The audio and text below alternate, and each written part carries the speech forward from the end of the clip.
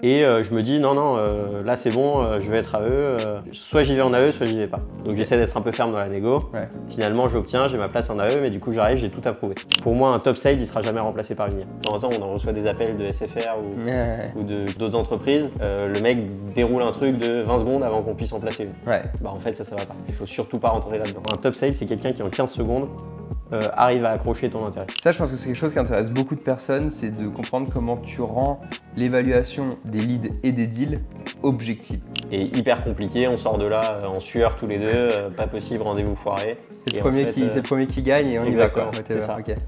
Merci de t'être déplacé jusqu'à nous. Je suis ravi de te recevoir.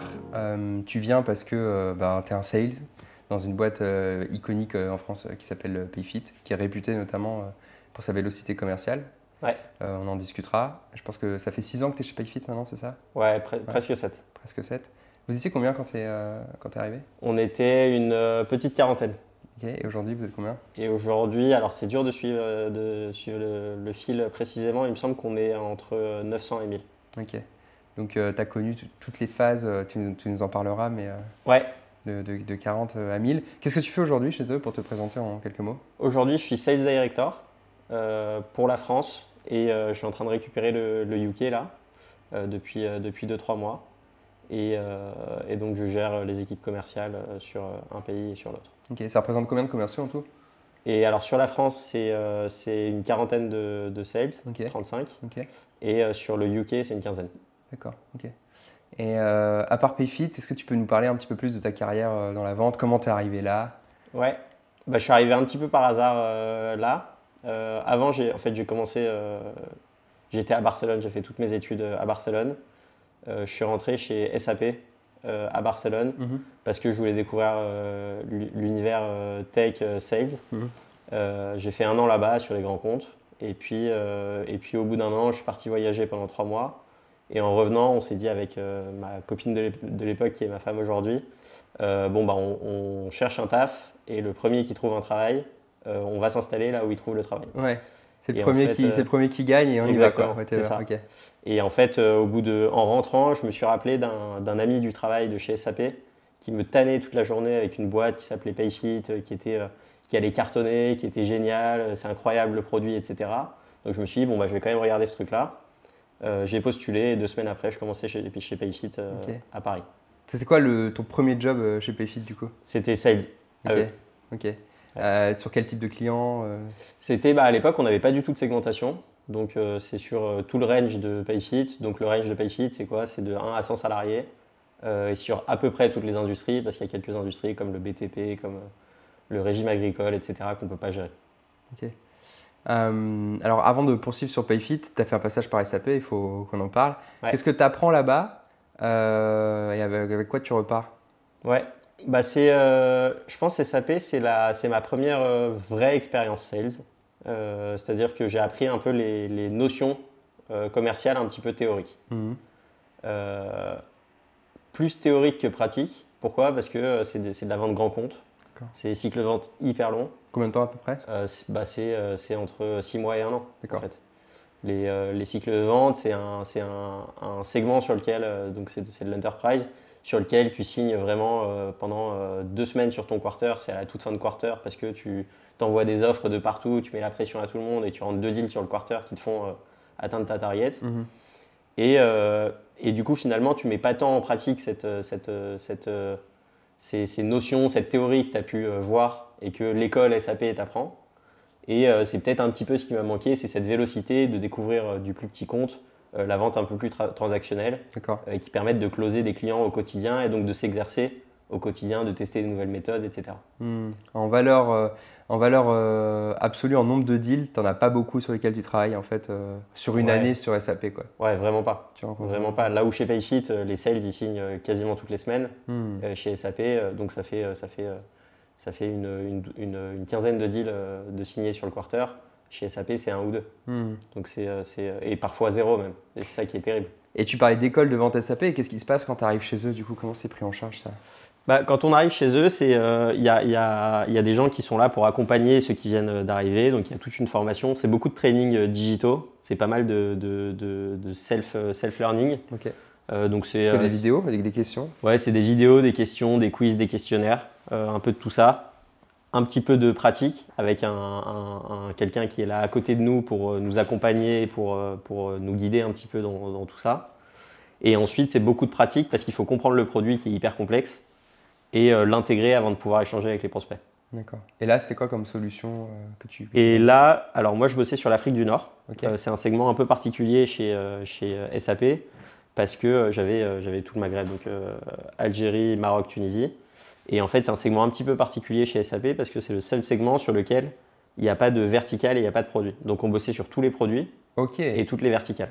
Ah oui, donc tu avais beaucoup de choses à emmagasiner. Et donc le terrain de jeu était immense, donc ça c'était hyper intéressant. Mais par contre, le panel de solutions était hyper complexe et hyper divers. Et donc moi, assez vite, j'ai pris un peu mon parti. Je me suis dit, bon bah voilà, j'arriverai pas à être un spécialiste de l'ERP au global. Donc je vais choisir 2-3 solutions. C'est l'ERP Cloud, qui s'appelait S4HANA. C'est SuccessFactors, qui est leur gros outil un peu phare sur les RH. Bon bah, grand bien m'en a pris, j'ai fini chez Payfit après, donc j'imagine que ça m'a un petit peu aidé quelque part.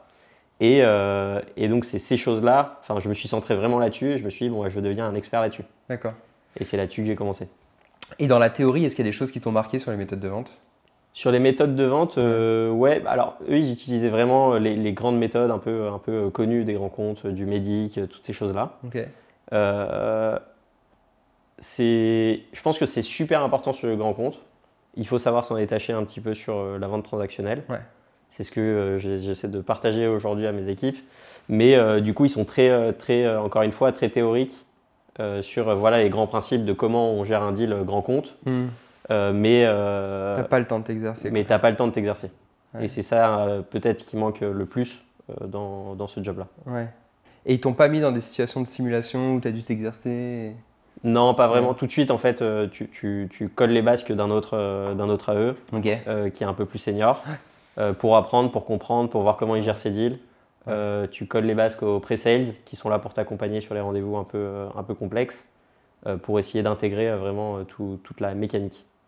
Ok. Et alors pour comparer, un deal moyen chez SAP, combien c'est? Et puis ensuite tu vas chez Payfit et combien tu as comme deal moyen au début quand tu démarres quoi? Bah, chez SAP, un deal, c'est un projet énorme. C'est-à-dire que c'est un projet qui va révolutionner complètement une entreprise de A à Z, puisque c'est le RP, c'est ce qui se met au milieu et qui connecte tous les outils métiers. Et donc, c'est un projet qui va prendre à se mettre en place entre 6 mois et 1 an.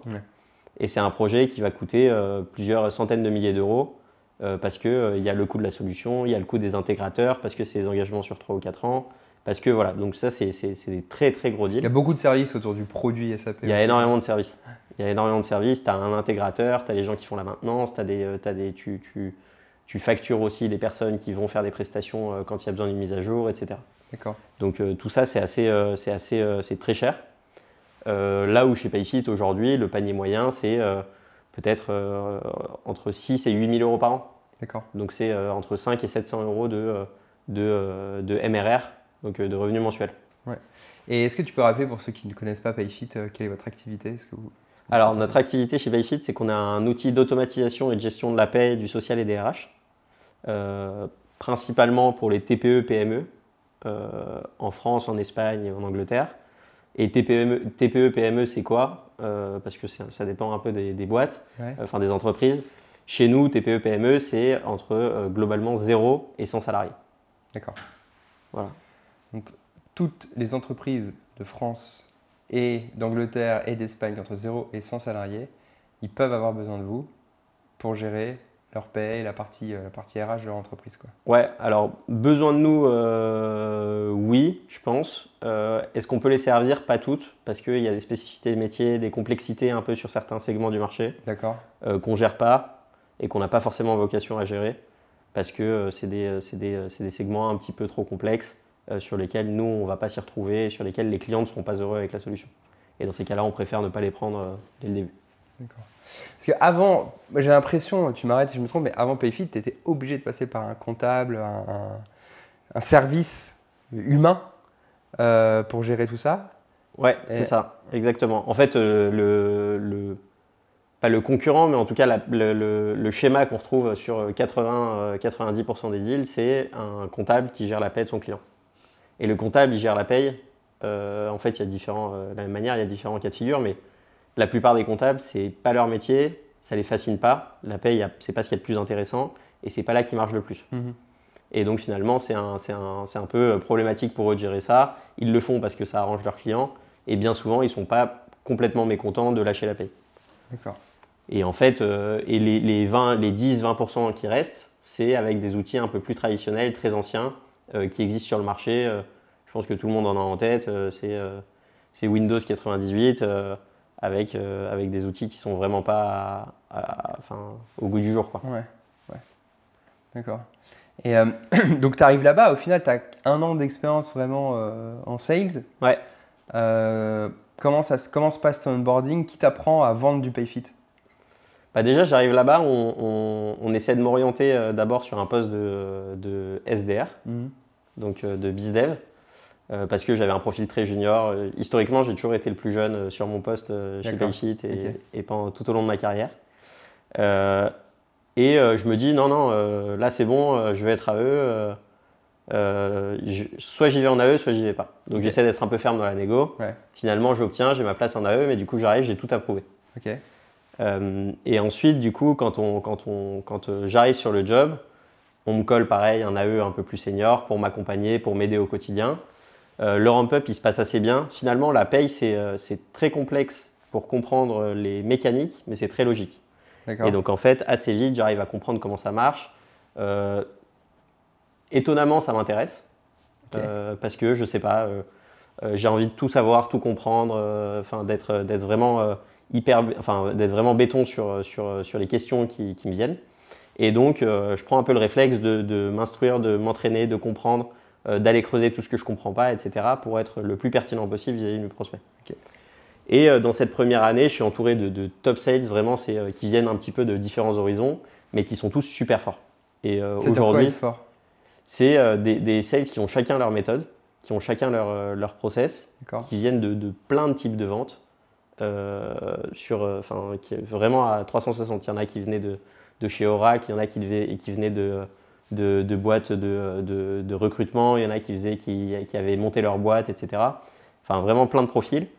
Et tous très très bons dans le sens où ils arrivaient à générer du lien et ils arrivaient à convaincre quelqu'un en 15 secondes. En fait, pour moi, un top sale, c'est quelqu'un qui en 15 secondes arrive à accrocher ton intérêt. Et quel que soit, et c'est un peu, on pourra y revenir peut-être tout à l'heure, mais quels que soient les outils, tu vois, on parle beaucoup d'IA et tout ça, pour moi, un top sale, il ne sera jamais remplacé par une IA. Et en fait, ces mecs-là, c'était vraiment ça. Et donc, j'arrive dans ce truc-là où je suis entouré de gens qui sont super bons, qui sont brillants dans ce qu'ils font et qui sont aujourd'hui, je pense, encore parmi les meilleurs sales que j'ai rencontrés, que j'ai croisés et peut-être meilleurs que pas mal de chez SAP. Je m'inspire de chacun d'entre eux, j'étais le plus jeune, donc je vais piocher, je les regarde avec des grands yeux, j'écoute, je vois tout ce qui se passe sur le plateau, je zonais à côté d'eux pour essayer d'écouter tout ce qu'ils disaient, pour m'imprégner de tout ça. Et finalement, assez vite, j'arrive à avoir des plutôt bons résultats. Et il y a un peu un concours de circonstances après quasiment 1 an, en novembre 2018. Il y a le country manager qu'on avait en Espagne qui part, qui claque un peu la porte du jour au lendemain. Et comme je parle espagnol et que je connais PayFit, je suis un peu la roue de secours qu'on appelle et à qui on dit est-ce que tu veux bien aller gérer là-bas une période de transition pendant quelques mois pour veiller à ce que le marché continue de tourner, que les sales continuent à vendre de la bonne manière, etc. et à vendre toi-même le produit PayFit en espagnol. Donc ça, c'était un peu un nouveau challenge dans lequel je me suis embarqué au bout d'un an, l'année suivante. Exactement. Tu décolles, tu vas en Espagne. C'est ça. Ok. Et en plus, tu avais des missions supplémentaires qui t'étaient confiées au-delà de la vente ou c'était du développement country leader que tu vois parfois Ouais, c'était au-delà de la vente. En fait, c'est ce que j'ai compris assez rapidement. C'est-à-dire qu'au début, c'était pour aller. Ma mission, c'est d'aller vendre et faire sales pour l'Espagne. Petit à petit, très rapidement en arrivant, je me rends compte qu'il y a pas mal de choses à corriger, pas mal de choses qui ne vont pas. Et donc, mon rôle, il va prendre un peu plus de place que ça. Et donc, je le vois comme une opportunité de dingue. Et je me dis, voilà, c'est ma chance. Donne-toi à fond. Prouve ce que tu vaux. Prouve que tu es à la hauteur et que tu peux réussir à faire des choses. Et puis ça va t'ouvrir des portes pour la suite, quoi. Mais tout ça en étant avec la contrainte de un an avant, du coup, j'avais ramené ma femme de Barcelone C'est la question que j'allais te poser. à Paris. Ouais, Elle n'avait pas du tout envie d'aller à Paris Ok. à l'origine. Et là, on était arrivé à Paris, on était installé depuis un an et elle trouvait enfin ses marques. Elle avait trouvé une alternance parce qu'elle terminait ses études, etc. Et donc, j'avais un petit peu cette contrainte-là et qui a fait que moi, j'ai dit tout de suite, ok, je prends le job, mais je ne peux pas lui demander de retourner à Barcelone. Donc, j'y vais 3 jours par semaine et je le gère comme ça.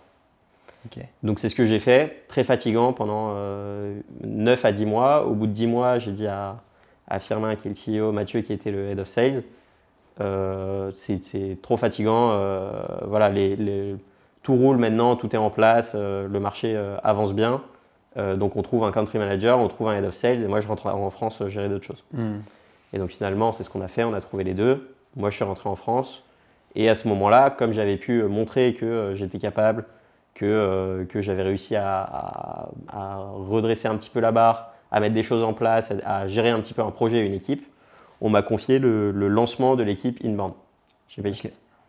Donc jusqu'ici, Payfit c'était une entreprise très outbound. L'ADN c'était 100% outbound, c'était de l'achat, c'était du call, c'était arriver à convaincre des prospects, etc. Tu peux nous parler un petit peu, tu as connu l'évolution du call ou est-ce que quand tu es arrivé, les scripts étaient déjà faits, le truc tournait, il fallait juste exécuter à l'échelle? Ou est-ce que tu as connu aussi l'évolution qu'il y a dans le call, c'est vraiment tu as fait ton script, tu sais ce qui marche pas, quel mot tu utilises. Comment tu as vécu ça? Bah c'est justement en fait, on est arrivé, il y avait un peu un script qui était là. Et ce script, ce qu'on nous demandait, c'était de le prendre et de l'adapter à notre sauce. Ok. C'est-à-dire qu'il y a le script que tu utilises pour les 20 premiers calls. Et ensuite, dans ton script, tu sens tout de suite quand il y a un truc sur lequel tu n'es pas à l'aise, quand il y a un élément qui fait un petit peu moins mouche, quand tu es un peu moins percutant, un peu moins impactant. Et donc, tu vas essayer de te l'approprier et intégrer vraiment les bons éléments. Ok. Et donc, moi, j'ai pris le script, j'ai fait comme tout le monde, j'ai pris le script. J'ai rajouté ma touche, j'ai volé des éléments aux autres parce que je les entendais à côté. Ouais. Et je pense que ça, c'est hyper important à faire. Et je me suis créé le mien. D'accord. Et en fait, aujourd'hui, c'est un peu un truc qu'on essaie de maintenir chez Payfit et que je demande à chacun. Il ne faut surtout pas arriver dans un truc robotique où tu vas répéter tout ce qu'on te dit. Tu as ton script, tu lis de temps en temps, on en reçoit des appels de SFR ou d'autres entreprises. Le mec déroule un truc de 20 secondes avant qu'on puisse en placer une. Ouais. Bah, en fait, ça va pas. Ouais. Il faut surtout pas rentrer là-dedans. Et comment tu fais parce que c'est effectivement un discours que tu entends souvent, mais comment tu fais pour à la fois laisser de la place à la personnalisation que le commercial vende comme il est, pour ne pas plagier certains autres, mais en même temps, tu te donnes un cadre qui fait que, à un moment donné, tu sais qu'il y a des choses qui marchent et des choses qu'il ne faut pas faire, il ne faut pas parler 30 secondes non-stop. Comment tu donnes cette flexibilité et en même temps ce cadre? Ouais, bah pour moi, tu as des marqueurs, tu as des grandes règles, un peu tes règles d'or que tu dois suivre. Ok. Et là-dedans, chacun a la souplesse, la flexibilité pour divaguer, pour aller chercher autre part, etc. Les règles d'or, c'est quoi? C'est en effet, tu ne parles pas pendant 30 secondes au début. C'est tu poses des questions ouvertes. C'est tu fais parler la personne plus que toi tu ne parles. C'est t'amènes pas ton pitch de 20 secondes au tout début de la conversation. Tu essaies d'abord de t'intéresser à la personne. Voilà, c'est toutes ces choses-là. Mais ensuite, une fois que tu as ce cadre-là, quelqu'un qui prend ces éléments-là, qui trouve sa méthode et qui réussit, tu le laisses continuer. Ouais. Et tu fais des tout petits ajustements sur les choses sur lesquelles tu penses que tu peux réellement lui apporter quelque chose et sur lesquelles tu penses qu'il peut aller encore plus loin. D'accord. Quelqu'un qui ne réussit pas, tu vas le remettre dans le script, tu vas le remettre dans le cadre, Ouais. et petit à petit, tu vas essayer de le ramener là-dessus pour qu'ensuite il trouve sa méthode. Donc, tu veux pas que le script soit trop contraignant, mais s'il n'y a pas de perf, tu veux que le script soit vachement plus respecté, quoi. Il y a une forme de mise à l'épreuve. Ouais, exactement. C'est comme pour tout. En fait, on va dire, on va donner une organisation un peu type au SDR et on va leur dire, il faut faire 180 calls par semaine, il faut faire tant de mails, il faut avoir telle ou telle organisation. En fait, un top performer qui fait 150 calls et qui fait moins de mails et qui n'a pas exactement l'organisation que tu veux, est-ce que tu as envie de le brider ou pas? C'est un peu le débat. Ouais. La réponse, c'est oui et non. C'est-à-dire que tu vas t'assurer qu'il continue à délivrer Pour autant, tu vas essayer d'apporter ces petits ajustements et c'est là que tu fais passer les top sales au next level. C'est en faisant les petits ajustements qu'il faut pour les emmener plus loin. Et justement, tu parlais de chiffres. Quand les personnes qui font la prospection sortante par téléphone, ils font que ça chez vous?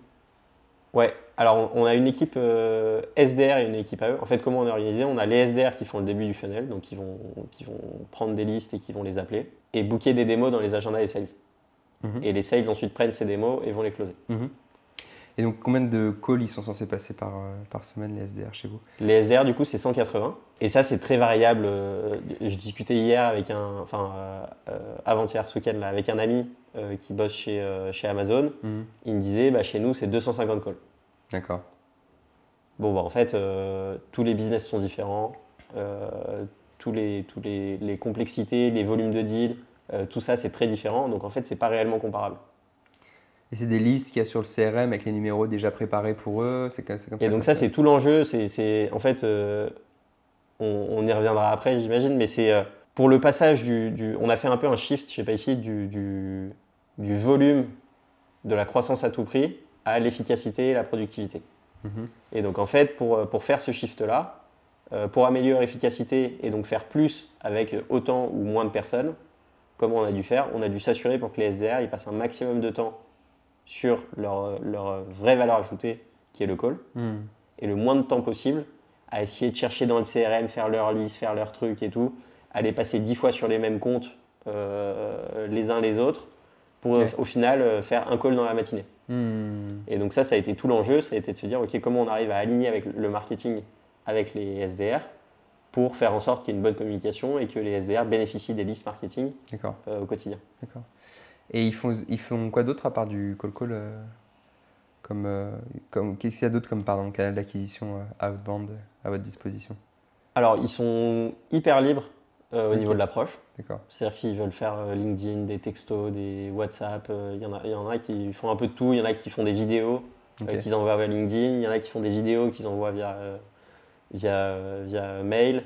Il y en a qui font des séquences, leurs propres séquences. Nous, on donne des séquences un peu par défaut, en mode, voilà. Si tu veux une séquence qui tourne, on sait qu'on a celle-ci qui fonctionne. S'il y en a qui veulent faire des séquences un petit peu particulières, tester des nouveaux mails, des trucs un peu marrants, des approches un peu plus personnalisées, etc. Ils le font. Chacun est libre. Ah ouais. Chacun gère son approche. D'accord. Nous, ce qu'on demande, c'est des résultats et les efforts et le cadre qui soient globalement respectés. D'accord. Et justement, tu parles de résultats. Comment vous mesurez les résultats? Les KPI majeurs des personnes dans notre bande, c'est lesquels? Alors, côté SDR, c'est toujours un peu le challenge. Au niveau des KPIs et des résultats. Nous, je pense qu'on a trouvé un modèle qui est plutôt efficace. Ce modèle-là, c'est quoi? On va les objectiver sur le volume de démos qui poussent. Ouais. Sur ces démos, on va affilier un deal scoring qui correspond au sweetness score de cette opportunité-là. Comment on va le définir? C'est avec des critères objectifs. C'est qui est-ce qui assiste à la démo? Est-ce que c'est un CEO? Est-ce que c'est un responsable RH? Donc selon le poste, tu as des points différents. Exactement. Parce qu'on sait qu'on convertit beaucoup mieux un CEO qui vient en démo. Bien sûr. Ça, c'est le premier point. La taille de l'entreprise. On sait qu'on signe beaucoup mieux une entreprise à 40 salariés qu'une entreprise à 90 salariés. D'accord. En fait, ça, c'est objectif. Donc, on score plus ces démos-là. D'accord. Est-ce qu'en face de nous, on a un expert comptable ou est-ce qu'on a un concurrent? Si on a un comptable, on convertit mieux.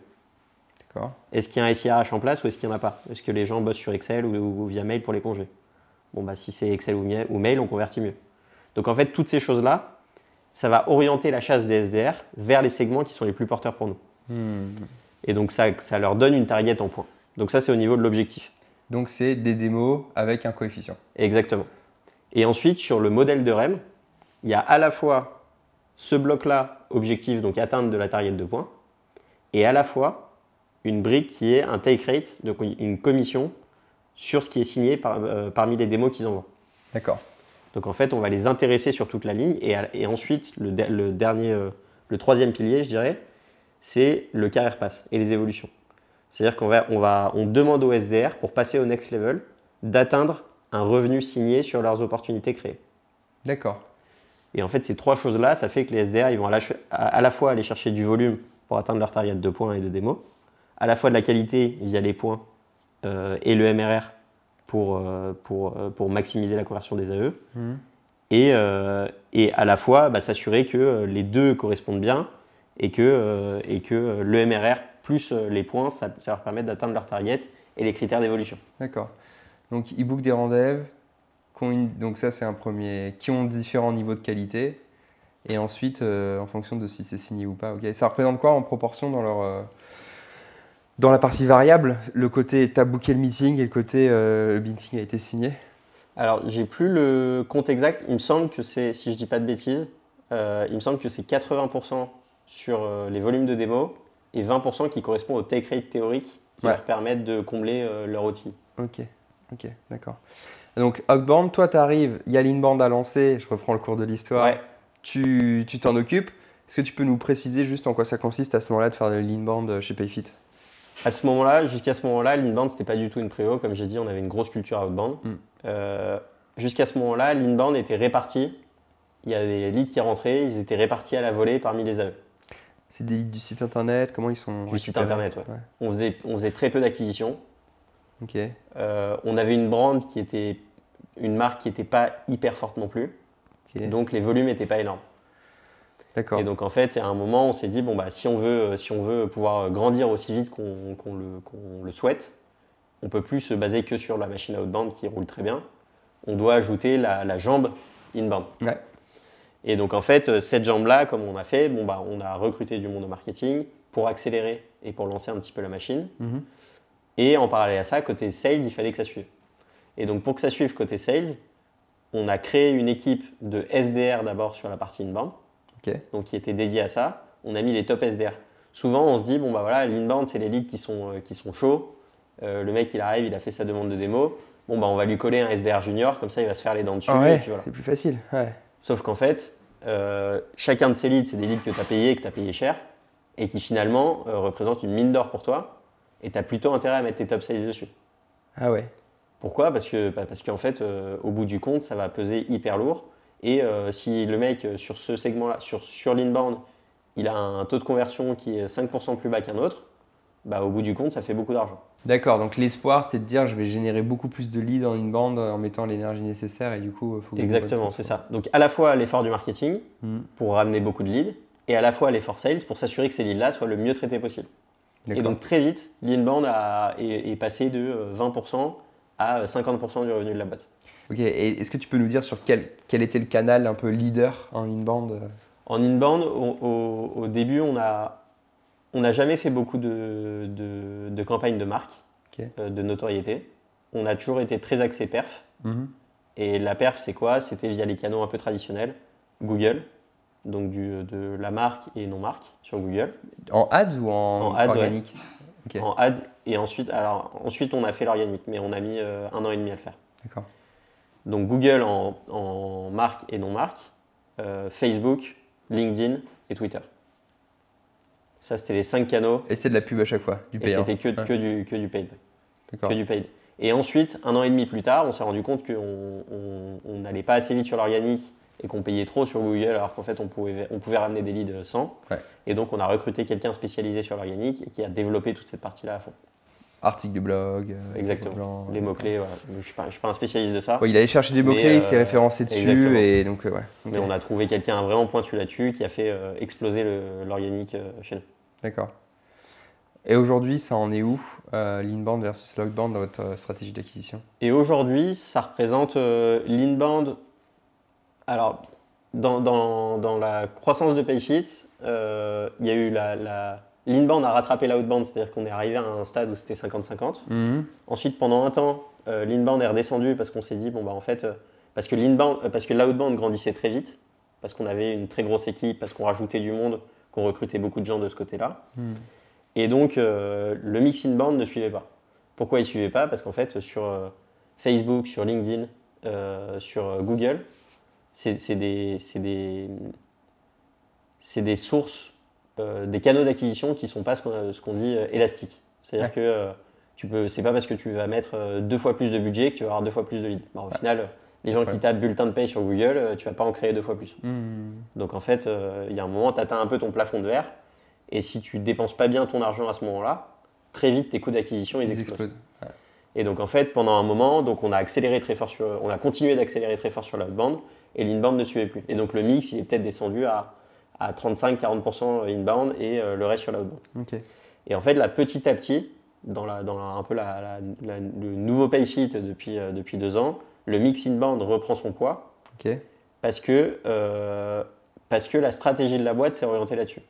Parce que finalement, quand tu veux améliorer l'efficacité et la productivité de ton équipe et faire plus avec moins de people, tu as tout intérêt à trouver et à craquer l'inbound pour accélérer là-dessus et faire en sorte que les gens qui traitent les leads, ils traitent vraiment les bons leads et que ce que je disais tout à l'heure, ils passent le temps au téléphone avec les bonnes personnes. Ouais. Et l'inbound te permet de faire ça. Et l'inbound te permet de faire ça.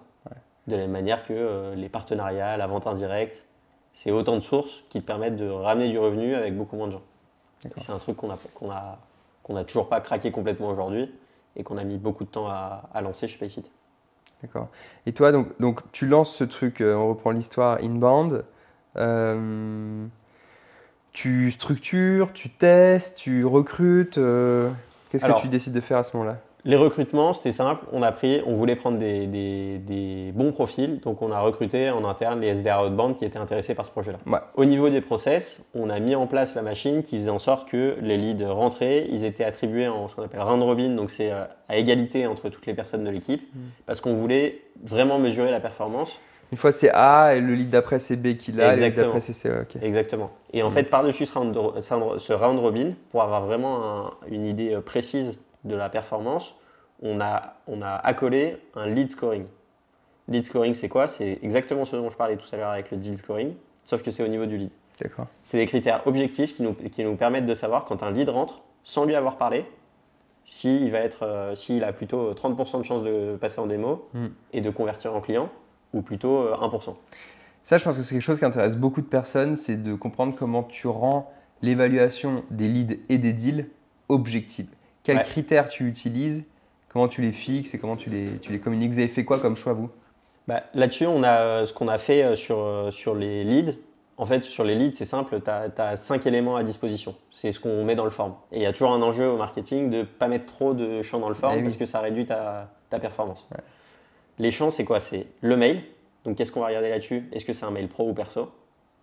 Si ça finit par Gmail, par Yahoo, par Hotmail, etc., on sait que ça va être beaucoup moins quali qu'un mail pro. Ça, vous l'avez mesuré?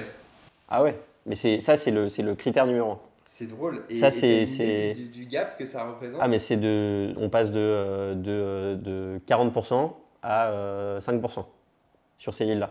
Donc le Gmail est 5%. Exactement. Et c'est ce qui nous a amené même dans un second temps, pour te dire à quel point c'est discriminant, c'est ce qui nous a amené dans un second temps à se dire les leads mail perso, on les fait plus appeler par personne. On les fait traiter par une séquence auto. Ouais. Et quand ils font une action sur la séquence auto, alors quelqu'un intervient. D'accord. Et en fait, pourquoi? Parce qu'on s'est rendu compte que il y a peut-être c'était 3 ou 4% de leads qui étaient pertinents là-dedans. Ces 3 ou 4% de leads, ça représentait peut-être 60% des volumes qu'on recevait. Donc c'est énorme. Et c'est du temps, et c'est du travail, et c'est de l'énergie. Et c'est du temps très mal investi. Ouais. Et en fait, tu te rends compte aussi que parmi ces 3%-là, ces 3%-là, ça va être des mecs, si tu leur envoies des perches par mail, des séquences, etc., ils vont aller cliquer sur un lien calendar, ils vont aller booker un rendez-vous dans ton agenda ou ils vont répondre par mail. Ouais. Et donc, tu les auras pas perdus. Ouais. Ouais, c'est important ce que tu dis parce que c'est un choix délibéré de ne pas aller chercher quelqu'un qui semble intéressé. Et c'est l'acceptation aussi, que c'est un truc qu'on a beaucoup dit dans ce podcast, mais c'est l'acceptation de... ça sert à rien de tout jouer à fond, il faut se concentrer sur les bonnes affaires parce que ton temps, c'est même pas une question d'argent, quoi. Ton temps, ton énergie, elle est limitée, quoi. Exactement, c'est coût d'opportunité. Important, ok, intéressant. Et donc, ça, c'est le premier critère. Ça, c'est le premier critère. Derrière, tu as le nombre d'employés, on en parlait tout à l'heure avec le deal scoring, ça fonctionne exactement pareil. Quelqu'un qui arrive et qui remplit dans le form, j'ai 500 salariés, en fait, on va galérer, il ne sera pas très content, ça ne va pas convertir. Est-ce qu'on a vraiment envie de passer du temps là-dessus? Ensuite, il y a les noms de sociétés. Sur les noms de sociétés, tu peux voir tout de suite, il y a des boîtes qui s'appellent « Non, on ne gère pas le BTP ». Et le BTP, ils ont des gros problèmes sur la paye. Et donc, il y a beaucoup de gens qui viennent faire des demandes de démo. Et en fait, à chaque fois que quelqu'un arrive avec une adresse BTP Pro, BTP Saône-et-Loire, BTP, tout ça, fini. Dès que tu détectes BTP, hop, tu mets dehors. D'accord. Et en fait, c'est tous ces paramètres-là, ça nous permet d'optimiser et de scorer les leads en 3 tiers, donc A, B, C. On sait que les A, on les convertit Lead to démo 50%, démo to customer 30%. Ok. Les B, lead to démo 25%, démo to customer 15%. Et les C, lead to démo 4% et démo to customer 1%. Ok, intéressant. Alors, première question là-dessus, qui a fait les analyses? Comment vous êtes organisé pour faire les analyses et arriver à ces conclusions? Parce que c'est le gros du travail. Ouais, bah c'est exactement, c'est tout l'enjeu. Et nous, on a eu la chance assez vite chez Payfit d'avoir une équipe Ops Ok. qui nous a aidés et qui est aujourd'hui essentielle au fonctionnement de la boîte. Et ces Sales Ops, c'est eux qui poussent toutes ces analyses-là, c'est eux qui font les constats aussi, qui arrivent avec les bonnes idées, qui arrivent avec toutes les choses pour être sûr qu'on mette tout ça en place. Tu peux nous expliquer ce que c'est les Sales Ops pour ceux qui ne Ouais, connaissent pas? alors les Sales Ops, c'est un peu le business partner des sales. En tout cas, moi, c'est comme ça que je le vois. Je pense que c'est pareil, ça dépend des boîtes. Il y a des entreprises, ils ont une fonction ou une autre. Chez nous, ils vont gérer la partie modèle de REM, la partie dashboarding et analyse, et implémentation des nouveaux process. Donc tout le lien avec le CRM, le lien avec les différents outils, etc. D'accord. Et donc en fait, ce qu'ils vont faire, c'est, moi comment je les vois, c'est business partner. C'est-à-dire que là où nous on est, où moi je suis la tête dans le guidon toute la journée, le nez dans les chiffres, à regarder ce qui se passe sur le terrain, à suivre les deals, à s'assurer que tel ou tel deal rentre, à gérer les KRH avec les managers, etc. Et ben en fait, eux, ils sont censés avoir la big picture et un peu le recul nécessaire pour arriver sur les chiffres et se dire tiens là il y a un truc bizarre. Ok, donc c'est à leur initiative. Exactement. En tout cas, c'est comme ça que je le vois. Alors dans les faits, souvent ils sont un peu pris par le temps aussi, pris par leur quotidien sur lesquels nous on a beaucoup de demandes pour eux et donc c'est plus compliqué. Mais en tout cas, comment je vois ce rôle-là, c'est arriver à mettre le doigt sur un truc que nous on n'avait pas identifié, mais grâce à un signal faible de temps en temps, c'est simplement un petit truc qui est un peu bizarre. Ils vont pousser une analyse et ils vont se rendre compte tiens là il y a vraiment un truc bizarre. D'accord. Et en fait, arriver à identifier tous les gains marginaux qu'on peut faire à tous les niveaux pour améliorer la productivité, pour améliorer la conversion, pour faire en sorte que les sales gagnent du temps et tout ça. Ça, c'est des rôles qu'on voit beaucoup dans le Sales Enablement aussi. Ouais. Et c'est une confusion qui se fait de plus en plus. Alors, chacun a le droit d'avoir sa définition, mais est-ce que tu peux nous dire en quoi, pour toi, le Sales Enablement, c'est différent du RevOps? Ouais. Chez nous, ils sont dans la même équipe. Ok. Mais c'est deux postes vraiment différents. Plutôt que ma définition, je vais te dire comment on le fait chez nous, chez Payfit. SalesOps, c'est tout ce que je viens de dire. Ou RevOps, c'est tout ce que je viens de dire. C'est dashboarding, analyse, support vraiment fonctionnel, etc. Côté enablement, très technique et très data. Ok. Côté enablement, c'est tout le support théorique. Et c'est beaucoup de support à la création de contenu. Ouais. À la formation des équipes, Ouais. à l'implémentation et au bon usage des outils. Et chez nous, ils ont contribué à la création d'une Sales Academy pour construire un peu la méthode de vente selon Payfit de A à Z. Ouais. Et en fait, pour moi, c'est vraiment cette partie-là. Enablement, c'est très tourné vers le coaching et l'accompagnement des managers pour accompagner les équipes. Ouais. Alors que les Sales Ops, c'est plus metrics, data, chiffré. Ouais, c'est le chiffre au service de la prise de décision. Exactement. D'accord. Parce qu'à une époque, même encore maintenant, il y a bon, tout le monde n'a pas le luxe d'avoir ce type d'équipe. Il faut justifier d'un certain nombre de commerciaux. Donc, c'est parfois un rôle qui est assumé, tu sais, par la même personne ou la même équipe. C'est deux choses. Puisqu'en fait, c'est du support pour améliorer la performance globale des commerciaux. Là où, à l'époque, et quand je dis à l'époque, c'était il n'y a pas si longtemps, le support qui aidait, il y en a beaucoup qui vont s'accrocher à leur chaise pour le dire ça, mais qui aidait les commerciaux, c'était le marketing. Parce que le marketing, il faisait pas que ça. Et du coup, c'était long d'avoir ton pitch, d'avoir ton use case, d'avoir ton machin et tout. Maintenant que ces équipes existent et qu'il y a des entreprises qui décident d'investir dedans, il y a vachement moins de lenteur. On arrive à mettre les choses en tension beaucoup plus rapidement, quoi. Ouais, complètement. Et aujourd'hui, ils nous font gagner un temps de fou. Enfin, les managers, ils sont beaucoup plus focus sur le business parce qu'ils ne sont pas en train d'essayer de monter un training pour leur équipe, etc. Parce que grâce à eux, on arrive à développer, on a une routine de training toutes les semaines, le mardi soir, toute l'équipe a un training. En fait, on n'aurait pas le temps de mettre ça en place si on les avait pas. Une fois par semaine, vous avez toute l'équipe à un training. On a 1 heure bloquée dans l'agenda de tout le monde. Tout le monde ensemble, comment ça marche? Exactement. C'est tout le monde ensemble, agenda bloqué, mardi soir, 17h30, 18h30. Ok. Et ça, c'est un truc qui est hyper important. Bon, déjà, Nous, on n'aurait pas le temps d'organiser ça sans l'enablement. Et deuxième chose, c'est hyper important d'avoir, pour que ça marche, c'est hyper important d'avoir un format différent à chaque fois, un interlocuteur différent et des contenus qui soient vraiment pertinents et qui parlent aux sales. Donc 52 fois par an, Exactement. tu dois trouver le thème, le format. Exactement. Et donc ça, c'est un taf c'est un travail qui est colossal et qui demande beaucoup de temps et que nous, on ne pourrait pas gérer. Tu as des exemples de formats qui ont bien marché, par exemple, l'année dernière, enfin là, ces 6 derniers mois chez vous? Nous, soit on fait intervenir quelqu'un d'externe, un sales d'une autre boîte, sur un autre segment pour parler d'un sujet en particulier. Là, récemment, on a fait intervenir quelqu'un sur le sujet de l'icebreaker. Ok.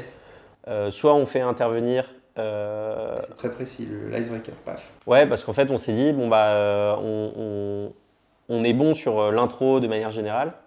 Mais, et puis moi, j'ai un peu ce truc-là aussi où pour moi, la vente, elle est très relationnelle, très émotionnelle, etc. Ouais.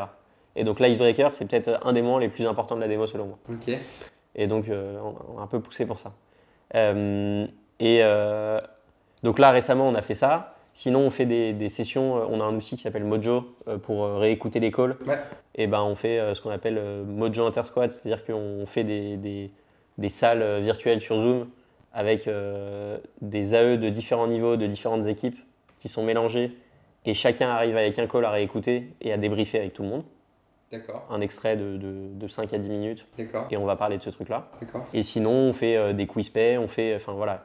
Les formats, c'est hyper important que ça soit différent à chaque fois parce qu'on se rend compte que quand tu discutes un peu avec ton équipe, c'est un peu les enjeux en ce moment, comment j'arrive à retenir mon équipe, à faire en sorte qu'ils soient investis, qu'ils soient engagés et tout ça. Il y a toujours les mêmes trucs qui reviennent. Il y a l'argent forcément qui arrive quelque part dans les 2-3 premières positions. Et l'autre truc qui arrive toujours dans les 2-3 premières positions, c'est j'ai besoin de grandir, d'apprendre, me développer, continuer, sentir que je m'enrichis un peu au quotidien et tout ça. Et en fait, quand tu te rends compte qu'une fois que tu as recruté ton enablement et que tu as mis en place tes trainings, tout le monde a un peu la flemme et personne n'est trop impliqué dans les trainings. Les gens, ils y vont un peu en traînant des pieds. Et quand tu organises un training, ils sont là, ils sont pas là et tout ça. Donc c'est pour ça que c'est hyper important d'avoir ces 3 points-là, le format, l'interlocuteur et le contenu. Parce que si tu fais toujours la même chose et qu'on avait ce truc-là des mardis tous les jours, toutes les semaines à la même heure, avec le même contenu, le même format, des contenus différents évidemment, mais le même format, le même interlocuteur, au bout de 3 semaines, le truc est mort. Ouais. Ça et tout le monde décroche. Les gens participent plus et tu n'as plus de... D'accord.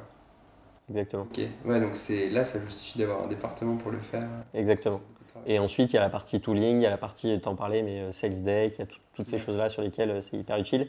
Et chez nous, en plus, dans cette équipe, on a une brique un peu pré-sales qui va faire le pont un peu avec les départements produits pour certains sujets. D'accord. Ok. Reprenons notre histoire. Ouais. Tu rentres, tu dis ok, je vais prendre l'inbound. Ça... Jusqu'où tu vas et quand est-ce que tu décides de changer? Alors, je décide pas de changer. C'est un peu, j'ai eu la chance de me voir proposer différentes opportunités. Heureusement, malheureusement, hein, j'aurais bien aimé que ce soit moi qui choisisse à chaque fois de changer. À partir de là, on s'est dit, on a vu un peu les volumes qui rentraient une fois que le moteur inbound était bien lancé. Et on s'est dit, c'est trop con, on a des leads qui arrivent, 5 salariés, inbound, hyper chaud. Et on a un SDR qui le traite, qui l'envoie à un AE et qui le close. En fait, ça fait pas de sens. Est-ce que le SDR, il pourrait pas le closer directement au téléphone? Donc on s'est mis à lancer un peu ce truc-là, de se dire, on essaie de réduire les touchpoints pour améliorer l'efficacité. Et finalement, ça a très bien pris, très rapidement. Et donc, ça a découlé sur la création d'une équipe dédiée au VSB, qui était finalement des AE full cycle sur le segment VSB inbound. VSB, c'est Very Small Business? Exactement. VSB inbound, donc 1 à 10 salariés. Et donc ensuite, on a créé ça. Moi, j'ai géré un petit peu cette équipe-là. Et en parallèle, en même temps, on a créé une offre qui s'appelle Starter. Ça, c'est plus une offre de pricing PayFit dédiée aux entrepreneurs qui génèrent leur première paye. D'accord. Et donc, en fait, on a créé une équipe qui s'appelait VSB Starter et donc qui regroupait ces segments-là. Donc, soit les gens qui génèrent leur première paye, soit les entreprises entre 1 et 10 salariés. D'accord. Et donc, j'ai géré cette équipe-là et j'ai lancé un peu l'offre Starter pendant un moment. avant de récupérer les AE, à ce moment-là, on a créé aussi une équipe d'AE SMB, mais dédiée sur l'inbound. Ok, Et donc ensuite, j'ai récupéré un petit peu la verticale inbound. d'accord. Donc tu faisais les très petites, les petites et moyennes sur l'inbound. Avec une personne qui gère tout le cycle de vente. Ouais. Et ensuite, Sur sur le le SDR. 10 et plus salariés, Ouais. on avait un SDR ou deux SDR et une équipe d'AE, donc 3 à 4 AE. Ok. Il y a un chiffre sur lequel beaucoup de dirigeants se battent, c'est combien de SDR pour combien d'AE. Vous avez réussi à trouver un bon équilibre là-dessus? C'est tout un sujet de... C'est pareil, chacun doit faire son calcul Ok. et doit poser ses calculs. Chez nous, aujourd'hui, le modèle, c'est quoi? On s'est dit, là où on est le plus efficace, c'est 2 SDR pour un AE. Ouais. Donc c'est très simple, c'est 2 points. En début d'année, toujours dans cette réflexion d'améliorer l'efficacité, améliorer la productivité, le ratio de MRR par tête, on s'est posé la question et on a enfin posé le calcul et on s'est dit, un SDR nous coûte tant, un AE nous coûte tant et un AE nous rapporte tant. Mhm. Et donc finalement, ce que tu calcules, c'est le coût de 2 SDR et d'un AE Ouais. versus ce qui te rapporte. Ouais. Les 3. Et en parallèle à ça, on s'est dit, bon, bah, on va faire le test dans notre tête. Enfin, on a posé par écrit. Et si on avait des gens en outbound qui géraient le cycle de vente de A à Z. Mhm.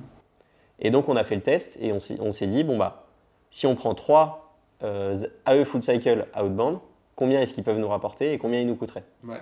Et finalement, on s'est dit, bon, bah, en fait, on pense qu'ils peuvent nous rapporter plus que l'autre modèle. Et donc, on s'est mis à lancer un peu ce modèle-là. D'accord. Et en plus part- d'SDR. Donc, plus d'SDR, mais c'est une transition. C'est-à-dire qu'on a lancé ce poste-là, on fait un test. Là, depuis le début d'année, on a 2 mecs qui sont là-dessus, sur ce segment. Et petit à petit, on va faire la transition si on voit que c'est successful. Donc là, c'est en ce moment. Et donc là, c'est en ce moment, on a 2 gars qui sont AE full cycle et on en a 2 autres qui vont arriver à partir de la rentrée en septembre. Et l'idée, c'est de faire une transition vers un modèle un petit peu différent. Est-ce que le modèle idéal demain, c'est les AE full cycle qui gèrent jusqu'à 35 salariés ou sur tout le range? On ne sait pas encore. Donc là, oui, donc tu nous as parlé de l'évolution avec les différents rôles, outbound, inbound, etc. Et tu as Ouais. connu une autre évolution, c'est les différents pays. Ouais. Donc d'abord l'Espagne, ensuite Paris, et puis en off, tu m'expliquais qu'en ce moment, tu étais aussi sur les UK. Ouais. Qu'est-ce que tu as constaté comme différence culturelle qui justifie de changer sa manière de vendre, si c'est le cas, entre ces 3 pays? Pour moi, le plus gros choc, entre guillemets, culturel, il s'est fait avec l'Espagne. Ok. Même si je connais très bien le pays, j'ai passé beaucoup de temps. Je me rends compte que la vente là-bas est très différente de la vente en Angleterre ou en France.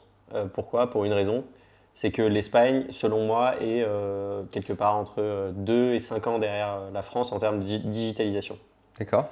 Et donc, tu dois vraiment te réadapter et te mettre un peu au niveau sur ces points-là. Et donc, adapter certaines choses, et c'est valable, enfin, adapter dans le sales pitch, mais aussi dans l'approche que tu as avec les prospects et potentiellement sur ton produit ou le service que tu vas leur donner. T'as un exemple? Ouais, c'est-à-dire que chez nous, sur la paye, les Espagnols, qu'est-ce qu'ils vont chercher? Ils vont être habitués à leur comptable qui vient prendre le café 2 fois par semaine au bureau, qu'ils appellent dès qu'ils ont un problème, ils déjeunent avec lui au bar du coin toutes les semaines. Ils ont besoin de le voir, de lui serrer la main, de le sentir, etc. Et en fait, nous, c'est un truc, ça a été un peu un gros choc en arrivant sur le marché espagnol à l'époque. C'est que je me suis rendu compte qu'ils avaient vachement de réticence et de doute sur le fait de confier leur paye ou même travailler avec quelqu'un qu'ils n'avaient jamais rencontré physiquement. D'accord. Et donc, pour ça, on a dû faire plus de rendez-vous physiques, on a dû en inviter beaucoup dans notre bureau. Surtout que moi, en plus, on a l'habitude de vendre en visio, donc via Zoom, comme la plupart des boîtes aujourd'hui. Et finalement, devant eux, quand je leur vendais PayFit, ils avaient un mec français, donc avec un peu d'accent, d'une boîte française, qui disait oui, on est basé à Barcelone, t'inquiète pas, on a un bureau et tout ça, mais qu'ils allaient jamais voir et qui allaient gérer leur paye. Donc au niveau crédibilité, on n'était pas au max. D'accord. Et donc il a fallu vraiment renforcer ça, gagner sur tous ces points-là et rassurer surtout les gens. Et donc pour ça, j'ai à la fois adapté le pitch, à la fois adapté la manière de vendre et à la fois le service qu'on apportait à nos clients. C'est-à-dire qu'on organisait beaucoup plus d'événements sur place pour que nos clients viennent nous voir, pour que même des prospects viennent nous rencontrer. On faisait beaucoup plus de congrès, de conférences pour aller à la rencontre des gens, pouvoir serrer des mains et que les gens nous palpent, entre guillemets, etc. Donc beaucoup plus terrain, beaucoup plus physique que ce qu'on peut faire en France. D'accord. C'est beaucoup moins important. Et en Angleterre? Et en Angleterre, pour le coup, ils sont très digitaux. Je dirais même qu'ils sont en avance par rapport à la France sur le digital. En tout cas, sur le segment RH, il y a une quantité de concurrents qui est énorme. Parce que la digitalisation des RH, là-bas, c'est quelque chose qui est acté. C'est comme ça, n'importe quelle boîte à Londres, elle a son SIRH, elle a son outil en place. Un peu moins sur la paye, parce que la paye, elle est très simple. Il y en a même qui gèrent la paye sur des Excel à Londres. Donc, c'est vraiment le sujet RH. Bon, bah là, ils sont tous archi équipés. Et donc l'enjeu, il est très différent. C'est plus arriver à montrer que tu as un RH plus complet, ou en tout cas que tu as un RH suffisant pour répondre à leurs besoins à l'instant T. C'est plus un marché de remplacement qu'un marché d'équipement, quoi. Exactement. Okay. Et en termes de méthode, nous, on a souvent vu chez nos clients des pays dans lesquels le cold calling, ça marchait moins bien, l'email, etc. Quelle différence, toi, tu constates? L'Angleterre, on est là-dessus. Ils n'aiment pas trop le cold calling. Peut-être aussi parce que le marché est beaucoup plus mature et donc ils se font appeler toute la journée. Mais les standards sont surpréparés, suréquipés et ils laissent passer personne. Les personnes répondent jamais à un numéro qu'ils ne connaissent pas. Et donc le cold call est beaucoup plus compliqué. Et c'est pour ça qu'on privilégie une approche soit par mail, soit par LinkedIn, soit par WhatsApp pour certains sales. D'accord. Là-bas.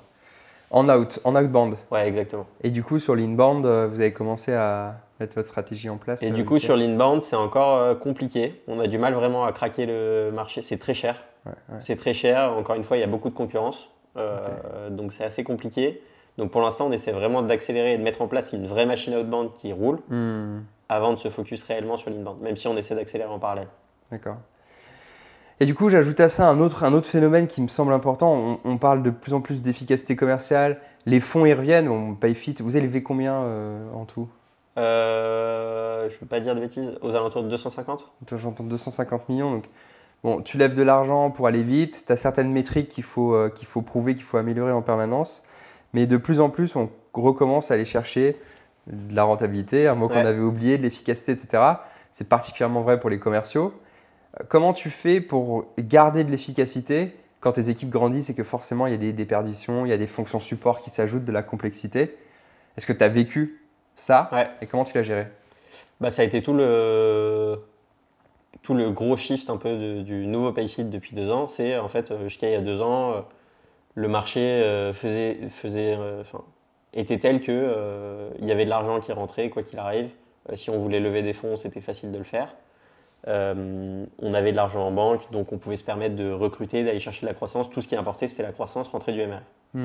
Et donc on a recruté énormément par vague de SDR qui arrivaient dans le parcours de carrière de chez Payfit en sales. Il y en avait de temps en temps 10 qui arrivaient par mois, etc. Et en fait, tout ça, ça a fait en sorte qu'on a été vachement défocus et qu'on a perdu énormément en efficacité. Pourquoi? Parce que quand tu recrutes quelqu'un, tu as quelqu'un qui passe du temps à faire les entretiens. Tu as quelqu'un qui passe du temps à former le mec qui vient d'arriver.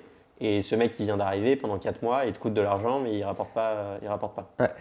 Donc en fait, tout ça, ça fait que tu perds énormément en efficacité. Et au-delà de tout ça, plus tu as de managers, plus tu as de monde dans l'équipe, plus tes principes clés, tes valeurs, tes guidelines, on parlait tout à l'heure des règles d'or un peu, de la manière d'approcher les prospects, etc., se perdent et en tout cas se diluent ou changent. Et donc c'est pour ça qu'on a refocus, la taille de l'équipe a réduit, on recrute beaucoup moins aujourd'hui, on a une équipe beaucoup plus petite, mais on fait en sorte depuis 2 ans, puisque le marché a changé et qu'aujourd'hui c'est plus tant la croissance qui importe, mais plutôt la rentabilité ou l'efficacité, alors nos métriques clés, c'est plus devenu combien de MRR on signe chaque année ou quelle croissance on fait, mais plutôt quel est le revenu par tête qu'on ramène. D'accord. Et donc à partir de là, une fois que tu poses ces constats-là… De tout Payfit quand tu dis par tête? De tout Payfit, l'équipe commerciale? Pour ce qui me concerne, c'est l'équipe commerciale. D'accord. Donc ça, c'est un de tes KPI? Ouais. Ok. C'est peut-être le truc le plus regardé par le board. Et tu le mesurais avant ou pas du tout? Tu as une idée du progrès que tu as fait à partir du moment où vous l'avez mis en place et vous avez décidé que c'était important? Alors avant, on le mesurait pas, mais on a su le mesurer A posteriori, a ouais. posteriori, parce que du coup, c'est devenu la métrique. On se disait, putain, on faisait quoi à Comment- l'époque? ouais. Et bah, en fait, depuis par rapport à il y a 2 ans ou 3 ans, on fait quasiment plus 50% sur la productivité. D'accord, Enfin, c'est énorme. d'accord. Et en fait, pour ça, une fois que tu as tes nouvelles contraintes qui sont, bon, bah, tu dois atteindre tant, revenu par tête, etc., tu dois améliorer l'efficacité partout, tu dis, bon, bah, comment je peux faire ça? Pour ça, tu as plusieurs leviers. On en parlait tout à l'heure. Tu as premier levier, faire en sorte que tes SDR ils passent un maximum de temps à faire du call plutôt que d'aller prospecter des clients ou chercher sur le CRM avec des filtres et tout ça, le client à appeler. Ok. Tu as côté sales, retenir et garder et maintenir engagés tes profils les plus seniors. Côté sales toujours, sur ton funnel inbound, tu te rends compte que tu as beaucoup de gens qui signent avec un seul call de l'équipe VSB, donc Very Small Business. Bon, bah, est-ce que tu n'essaierais pas de développer un funnel de self-serve pour que les gens ils s'auto-souscrivent? Ok. Et donc de passer de 1 touchpoint à 0, etc. Et en fait, et ça, c'est des choses qu'on a mis en place et qui nous ont permis aujourd'hui d'aller chercher l'efficacité qu'on a. Et on peut encore aller beaucoup plus loin, c'est-à-dire qu'il y a plein d'éléments sur lesquels on n'a pas encore craqué le système, comme les partenariats, la vente en direct, on en a discuté tout à l'heure aussi, Ouais. mais sur lesquels on peut aller beaucoup plus loin et qui permettent de faire travailler des gens finalement pour nous, quoi. Ouais, je comprends. Et t'as d'autres KPI que tu t'es mis à suivre pour garantir ça? C'est ça principalement. Ouais. Alors on nous surveille énormément sur les headcounts. C'est-à-dire qu'en début d'année, sur le nombre de personnes qu'on a dans l'équipe, Ouais. en début d'année, on nous demande de nous engager sur un nombre de personnes au mois le mois sur chacune des positions. Donc c'est un peu D'accord. compliqué quand tu sais que quelqu'un peut démissionner, que tu ne peux pas prévoir réellement l'underperf à 6 mois en avant, etc. Donc ça, c'est quelque chose qui est énormément regardé. Et on te demande quoi? De maintenir un écart le minimum Ouais, exactement. Alors si on est au-dessus, on va pas dire demain, bon, il y a quelqu'un qui sort. Ça marche pas comme ça. Ouais. Mais par contre, on va essayer de s'en rapprocher le plus possible en essayant d'anticiper, en faisant un capacity planning pour se dire, bon, bah, qu'est-ce qui est à risque dans l'équipe et qui risque de partir, soit pour underperf, soit parce qu'il en a marre, parce qu'il arrive en bout de cycle, etc. D'anticiper tout ça et de se dire, bon, bah, si lui partait dans 3 mois, qu'est-ce qui peut évoluer derrière et passer? Ok, bon, j'ai ces 2 gars-là. Par contre, si je fais passer ces 2 gars de SDR à eux, alors j'aurai besoin de 2 SDR, je vais avoir un trou. Et donc, je recrute dès maintenant des SDR pour qu'ils soient productifs dans 3 mois et tout ça. Donc, c'est un peu toute cette mécanique-là qu'il faut faire au quotidien. Oui, j'imagine qu'ils veulent maintenir le headcount stable, mais augmenter le revenu. Donc, on revient sur ton KPI. Ouais, exactement. Après, ça dépend du plan que tu fais sur l'année. De temps en temps, sur certains segments, on va réduire les headcounts, sur d'autres, on va augmenter. Enfin, sur certains, c'est stable. Ça dépend réellement des objectifs de l'année, quoi. D'accord. Okay. Tu as autre chose sur ce côté efficacité commerciale peut-être? Ce qui serait intéressant, c'est que tu nous parles des croyances peut-être que tu avais sur ce qui était possible ou pas possible de faire, même en termes de vente. Peut-être des choses qui vous ont limité, que vous êtes interdit de faire à une époque, la méthodo, peu importe, un truc un peu concret pour les gens, Ouais. pour aller chercher de l'efficacité commerciale. Bah, pendant un temps, on s'est dit qu'on allait verticaliser. C'est-à-dire qu'on a monté une équipe sur le HCR. De la même manière, on a mis une équipe sur le segment mid-market, donc c'est des gros clients chez nous. Mid-market, c'est au-dessus de 100 salariés. Ok. Donc c'est pas de l'enterprise non plus. Mais du coup, on a essayé de verticaliser, spécialiser des équipes sur ces segments-là. Et finalement, on s'est rendu compte qu'on perdait plutôt en efficacité parce que les marchés étaient un petit peu trop restreints. Et que donc on se limitait et on bloquait à la fois d'autres SDR d'aller chasser là-dedans, dans ce segment-là, et à la fois on restreignait des SDR qui avaient potentiellement des idées, des choses à faire sur ce segment-là. Et en fait, on s'est rendu compte aussi que la spécialisation, c'était pas killer chez nous. C'est-à-dire que les sales connaissent les pains de manière générale du segment HCR, enfin des hôtels, des cafés, des restos, ou des segments mid-market, les questions à poser et tout ça. Mais ça n'en fait pas quelque chose de particulier qui nous permettrait d'augmenter la conversion. Ouais. Oui. Ou alors, si on voulait faire ça, il faudrait que toute l'image de marque et tout le messaging global de la boîte suivent. Ouais. Et qu'on se brande comme l'outil numéro 1 pour les restaurateurs en France. Je comprends. Et ce qui n'était pas le cas, en tout cas pas la volonté au niveau de la brand. Du coup, vous avez fait marche arrière là-dessus? Du coup, on a fait marche arrière. Aujourd'hui, on n'a ni ni mid-market, ni HCR. Ouais. Et on a juste un pool d'AE qui attaque tout tout notre marché adressable D'accord. sur le marché français. Et comment ils sont, justement, là, tu me tends une perche, et ce sera l'une de mes dernières questions sur la partie organisation. Comment ils sont organisés, justement, ces AE? Alors, on a des équipes. Ils sont dans des équipes de 5-6 personnes pour un manager. Ouais. Et dans chaque équipe, on essaie de mixer les différents profils. En fait, on a 3 niveaux de seniorité chez les AE. Senior, intermediate et junior. Ok.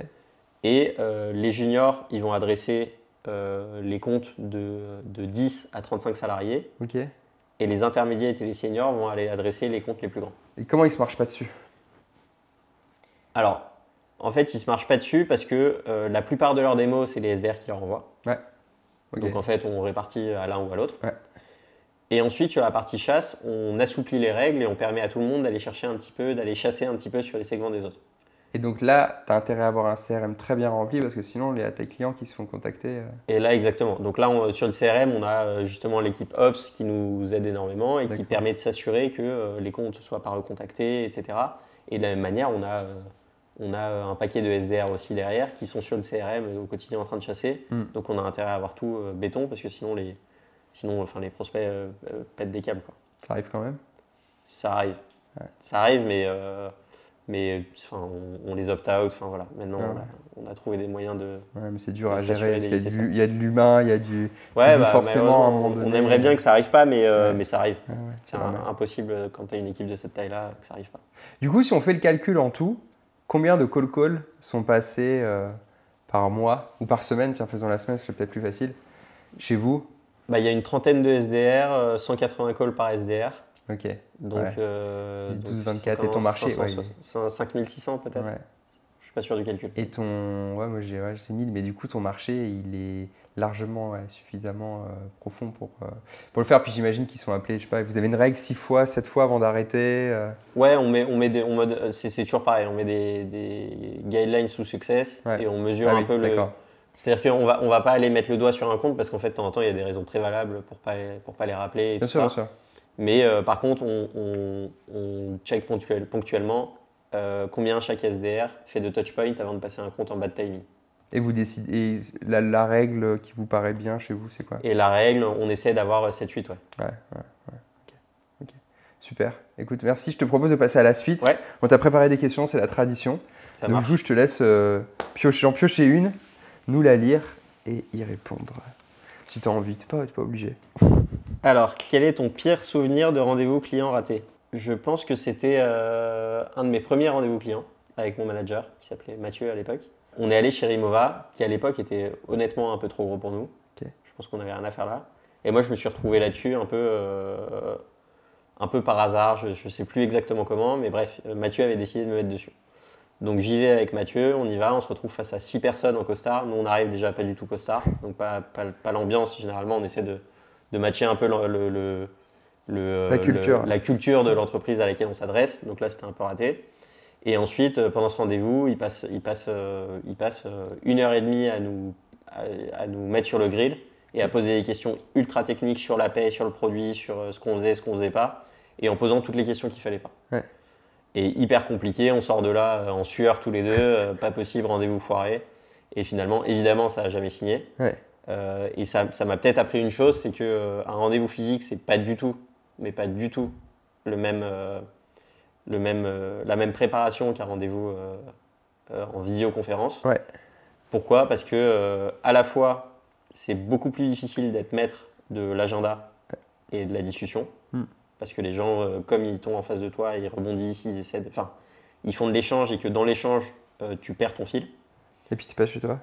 Et tu n'es pas chez toi. Ouais. Et en plus de ça, quand tu te retrouves face à 5 personnes, pour tenir et cadrer un rendez-vous en 1 heure théoriquement, pour amener tous les points que tu as envie d'amener dans l'ordre, etc., c'est très compliqué. Et donc en fait, à partir de là, j'ai vraiment cadré très bien mes rendez-vous physiques, je les ai archi préparés. J'ai essayé de creuser un peu la culture de la boîte pour voir comment j'y allais habiller, pour m'assurer qu'il n'y ait plus de faux pas, un peu comme ça. Ok. Ouais. Qui est un classique que beaucoup de commerciaux ont fait et ont connu, je pense, et on s'en souvient tous. Ouais, c'est terrible. Ouais. C'est terrible. Quand tu arrives, qu'ils ouvrent la porte, c'est terrible. Ok, let's go, on continue pour le suivant. Alors, quelle est ta source d'apprentissage favorite? Je pense que c'est plutôt les livres, Ok. notamment un livre, Influence et manipulation, Ouais. qui est pour moi un peu la Bible du commercial. J'en Ok. parlais tout à l'heure. Pour moi, c'est énormément d'intelligence relationnelle et d'émotionnel, le commercial, plus que de théorie, Ok. si je devais être totalement transparent. Et donc, pour moi, ce livre-là, il t'apprend à être intelligent émotionnellement et à comprendre un peu ton interlocuteur, à t'adapter à ce qu'il dit, à lire entre les lignes Ouais. et à créer des effets, des mécanismes psychologiques pour t'assurer que tu vas dans le bon sens. Ouais. Et c'est un livre qui est super connu, qui porte assez mal son titre, je pense, et que toi, tu proposes à tes équipes. Ils doivent le lire quand ils arrivent. Les gens lisent, c'est dans la culture chez vous. Pas tant, Ouais. pas tant. C'est même pas un truc que je recommande et tu me fais Ah ouais penser, tu me fais réfléchir et me dire, mais en fait, Dans c'est Welcome absurde. Pack, il faut C'est que vous en absurde, mettiez ouais, un si vous aimez clairement. ça. Ouais. Mais non, on fait pas du tout ça. Chacun apprend un peu comme il veut. Je sais qu'il y a des sales qui lisent rien du tout, qui Ok. n'écoutent pas de podcast, qui s'instruisent pas sur l'environnement sales. Mais c'est un truc qu'on fait clairement pas assez. Et il y a d'autres livres que tu aimes bien? C'est côté sales, c'est vraiment la Bible pour moi. Ouais, ok. Et après, il y a des livres un peu transverses qui, pour moi, peuvent s'exploiter énormément côté sales, comme le A-Method pour hiring, Ouais. for hiring, Mhm. c'est pareil, c'est beaucoup de psychologie, c'est comment tu arrives à mettre la personne à l'aise, à la sortir un peu de son truc préparé, etc., Ouais, pour détecter vraiment les signaux faibles et essayer de t'adapter à tout ça, absolument. poser les bonnes questions, t'intéresser, comprendre, être curieux de la bonne manière. Ouais.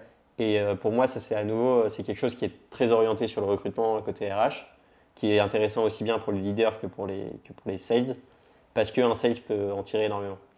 C'est intéressant parce que c'est deux livres qui ne sont pas des livres sales. C'est très facile de comprendre comment ils peuvent s'y adapter, mais ouais, c'est intéressant. C'est dur à trouver le bon contenu, Ouais. bon contenu commercial, je trouve. Et Et puis c'est très dépendant aussi, tu vois, tu te dis ça, c'est très dépendant du type de vente Exactement. que tu fais. Tu n'aurais peut-être pas la même réponse si tu vendais, si tu retournerais chez SAP ou si tu allais. Exactement. Exactement. Et chaque type de vente est très particulier. Et c'est pour ça, c'est encore une fois pour ça que j'ai la théorie, oui, pour apprendre pour un socle au tout début de ta carrière. Et ensuite, il faut nourrir tout ça avec les expériences et avec tout ce qui va autour et avec la pratique, surtout. Beaucoup de pratique, ouais. Complètement. On en fait un dernier? Ouais. Quelles sont tes méthodes de vente favorites? Lesquelles utilises-tu?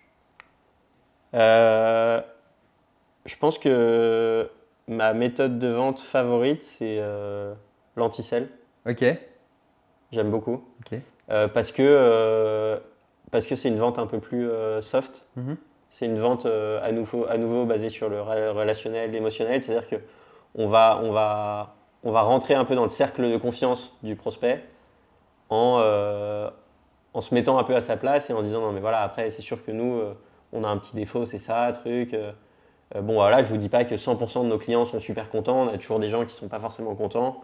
Moi j'en suis hyper triste, mais c'est comme ça. Ouais. Et en fait toutes ces choses-là, ça permet de grappiller des points de confiance et surtout de détacher la grosse étiquette qu'on a sur le front de commercial. Ouais. Et faire en sorte que le prospect sorte de là et se dise à la fois bon bah ce mec là il était sympa, j'ai envie de bosser avec lui, et à la fois en fait il n'y a pas de loup puisque les loups il me les a déjà dit. Ouais.